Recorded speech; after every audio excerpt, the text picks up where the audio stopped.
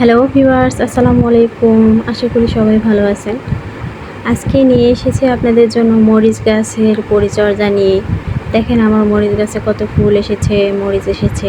আবার আমি গত ১ সপ্তাহ অনেক মরিচ হারভেস্ট করেছি এই গাছ থেকে। দেখেন কত বড় বড় মরিচ। আর এই মরিচ গাছের যে পটগুলো মানে টব, আমি বস্তার গ্রো ব্যাগে বসিয়েছি। আমার হাতের কাছে যেগুলো আছে আমি সেগুলোতেই গাছ বসিয়েছি। আমি কোনো টব বা পট কোনো কিছুই কিনি নাই, এখন পর্যন্ত কোনো গাছও কিনিনি। এগুলো আমার মরিচের বীজ থেকে চারা করে সেই গাছগুলোকে আমি এত বড় করেছি। গাছগুলো অনেক বড় বড় হয়েছে। আমি এই মরিচ গাছ থেকে এত মরিচ পেলাম কি করে, সেগুলো আজকে আপনাদের বলবো। তো আমার ভিডিওটি যদি ভালো লেগে থাকে তাহলে সাবস্ক্রাইব করবেন, লাইক করবেন, কমেন্ট করবেন এবং আমাকে ভিডিও দেওয়ার জন্য ইন্সপায়ার করবেন। কারণ আমি তো ভিডিও দেওয়ার মতো কোনো সাড়াই পাচ্ছি না আপনাদের কাছে। আপনারা কেউই আমার ভিডিও দেখেন না। আমার খুব খারাপ লাগে। মাঝে মাঝে মনে হয় যে আমি চ্যানেলটাই অফ করে দিব। আর দেখেন আমার মরিচ গাছগুলো কত সুন্দর একদম সবুজ হয়ে আছে, আর মরিচ গাছে কত ফুল এসেছে। তো আমি মরিচ গাছে সেরকম কোনো পরিচর্যা করি না।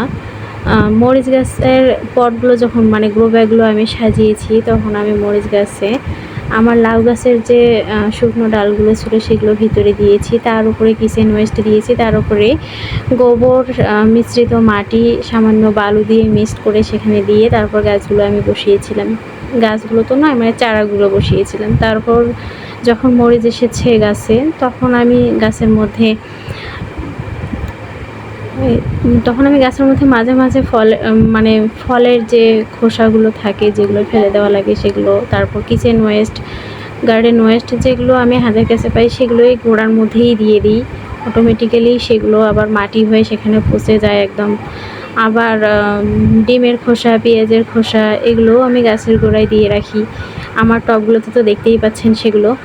আর আমি কিছুদিন আগেই এই গাছগুলোতে একটি সার দিয়েছি, সেটা হচ্ছে আমার চাউল ধোয়া পানি, সবজি ধোয়া পানিতে আমি 1 মুঠো পরিমাণ সরিষার খোল এবং সাথে আলুর খোসা, পেঁয়াজের খোসা, তারপর চা পাতা, আবার কলার খোসা 6-7টা সেগুলো ভিজিয়ে রেখে প্রায় 5 দিন পর সেই পানিগুলো আমি একটা বালতিতে 1 বালতি পরিমাণ একদম সবগুলো গুলে নিয়ে সেই পানিগুলো গাছের গোড়ায় দিয়েছি। তারপর দেখেন গাছে এত ফুল এসেছে। তো আপনারাও যদি কম পরিচর্যায় আমার মতো এত কম পরিচর্যায় মরিচ পেতে চান, তাহলে অন্তত একটু যত্ন করে গাছগুলোকে রাখুন এবং প্রত্যেকেই গাছ লাগান। গাছকে ভালোবাসুন, গাছ আপনাকে অনেক কিছু দেবে। তো ভালো লাগলে পাশে থাকবেন। আল্লাহ হাফেজ।